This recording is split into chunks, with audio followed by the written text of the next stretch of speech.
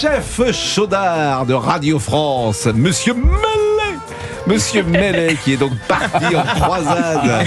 Vincent Mellet, que personne ne connaissait avant hier. Oui. Et qui et alors, je crois qu'il est son titre exact. C'est socialiste. Oui, alors il est socialiste, mais j'ai regardé l'organigramme d'ailleurs de Radio France. C'est très intéressant parce que il y a des postes qui comptent double. Ils sont combien de dizaines là-dedans? C'est évidemment un problème. Et Monsieur Mellet, il est coordinateur, il est responsable éditorial, mais il est responsable éditorial entre Sibylle Veil. Ça veut dire commissaire politique, quoi. Oui, alors ça peut être ça. Mais en fait, il est entre Sibylle Veil, qui est donc la présidente, et puis les 7 directeurs des 7 radios. Parce que c'est 7 radios. Radio France, France Culture, France Inter, France Info, etc. Donc il y a 2 solutions. Soit Madame Veil n'est pas capable d'imprimer son éditorial, et à ce moment-là, il ne faut pas qu'elle reste. Soit les 7 directeurs ne sont pas bons non plus, et c'est à eux de partir. Mais autrement, lui, il ne sert à rien, en fait. C'est des postes qui ne servent à rien. C'est des postes qui ne servent à rien. Donc, c'est des postes bidons, et il avait sans doute toutes les qualités pour l'occuper. Contribuable. Bien évidemment. Alors, évidemment, moi, je ne le connaissais pas, monsieur. Cette phrase est extraordinaire. J'ai peur qu'elle soit passée un peu à côté. Pourquoi? Pour nos éditeurs. C'est un poste bidon, et donc il avait toutes les qualités pour l'occuper. Mais non, mais je veux souligner cette phrase au cas où nos auditeurs l'auraient manqué. Mais non, mais je n'ai rien contre monsieur Mellet, que je ne connaissais pas. Migaud que Non, vous je ne disiez connaissais. comme ça. J'ai rien contre monsieur Mellet, mais c'est vrai que j'ai découvert son nom. Et je suis allé donc sur l'organigramme, et ce que je vous dis est juste. C'est-à-dire que ce sont des postes.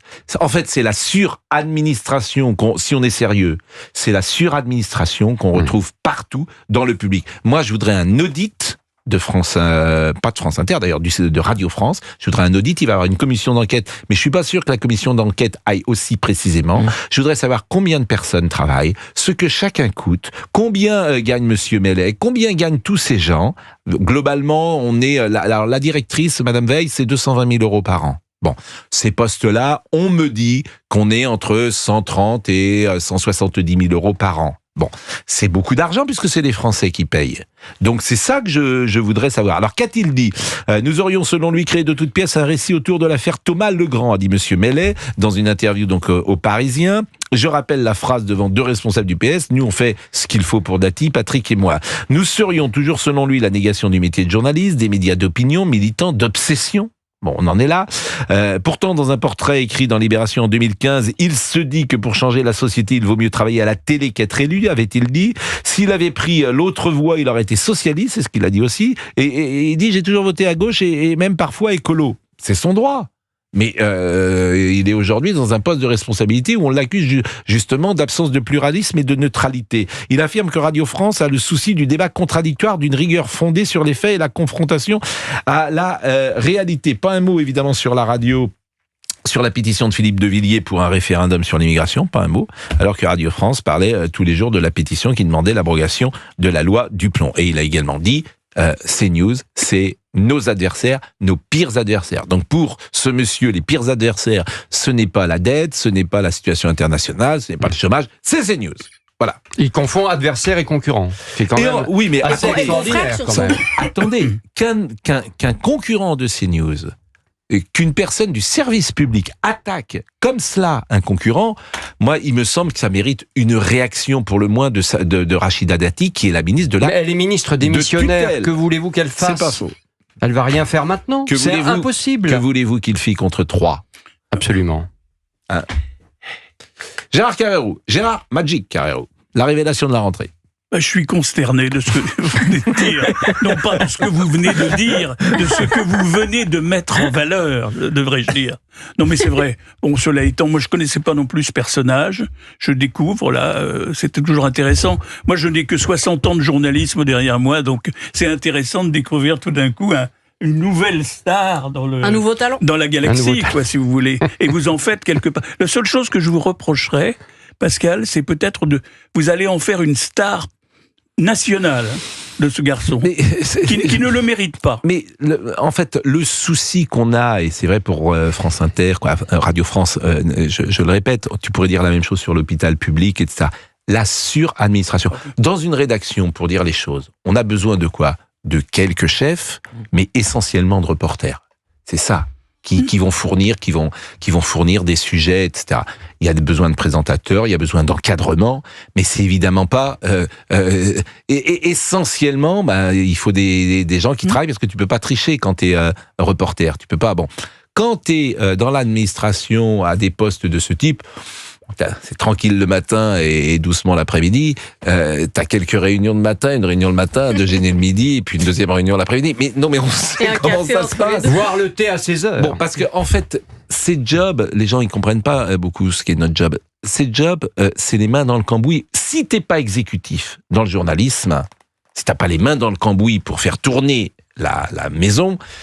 C'est des postes qui servent à rien, Gérard, on est d'accord. Oui, on est d'accord. Le rédacteur en chef, quand vous étiez rédacteur en chef à TF1, du matin jusqu'au soir, vous encadriez les sujets qui étaient lancés et que vous alliez voir dans le 20h. Mais ces postes-là, dans le journalisme, les postes de suradministration n'existent pas beaucoup. Non, mais c'est les postes où on met les gens dont on ne sait pas trop quoi faire, en général. On dit, qu'est-ce qu'on peut faire quand on a fait le tour, là, qu'on a mis les reporters sur le terrain, quand on a mis les bons spécialistes, là, il faut, et on dit, il en reste 2, 3 ou 4. Là. On les met quoi, au placard? On en fait des coordinateurs. Et c'est ça, il faut qu'ils coordonnent le travail des autres. Donc ils aillent passer leur temps pour demander ce qu'il faut penser de ce qu'il faut penser. Non mais Gérard, Magic Carrero. Juste une chose. Moi j'ai eu comme patron dans ma vie professionnelle des hommes comme Jean-Luc Lagardère, on se trouve qu'on est ici dans le studio Lagardère, Francis Bouygues, des gens comme ça, quand vous parliez d'un organigramme dans lequel celui que vous avez narré tout à l'heure, avec les 7 directeurs de ceci et les 22 coordinateurs, et etc., il dirait, mais qu'est-ce que c'est que ce foutoir? Virez-moi tous ces gens-là, et puis on y verra un peu plus clair. C'est ça que, mais malheureusement, ça s'appelle le privé, ça s'appelle l'entreprise, et ça s'appelle l'efficacité. Il faut privatiser Radio France. Voilà, une des solutions peut-être. En tout cas, faut faire des économies. Non mais, ce qui est quand même scandaleux, ce sont les attaques portées contre les journalistes d'Europe 1 et contre les journalistes de CNews. Comme quoi nous ne ferions pas notre travail.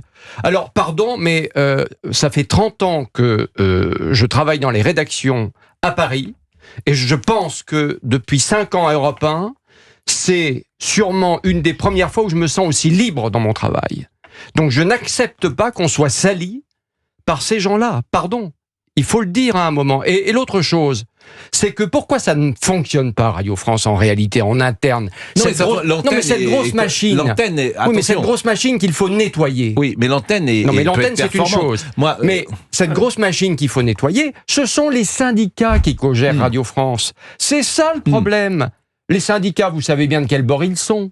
Donc tout le reste va avec, évidemment. Mais l'antenne, et pour être... moi, ça m'arrive d'écouter France Inter. Ils ont tellement de moyens que l'antenne, souvent, je peux écouter sur la route par curiosité, ils ont une antenne qui peut être de qualité parce qu'ils ont précisément de multiples reportages, que ce soit à l'étranger ou en France. Donc là, je parle pas des incarnations et je parle pas non plus des pseudo-humoristes qui donnent la ligne. Mais quand vous écoutez cette antenne, ils ont tellement plus de moyens parce que beaucoup plus d'argent. Oui, vous avez une quantité de reportages, mais si vous écoutez attentivement, bizarrement, la ligne est un peu toujours la même dans les sur reportages. Sur des reportages, aussi, parfois, il peut y avoir des reportages de quotidienneté. Il peut y avoir des reportages de quotidienneté. Moi, j'aime bien les reportages de la vie quotidienne qui peuvent être de qualité. En tout cas, c'est très fourni pour les raisons que nous avons dit.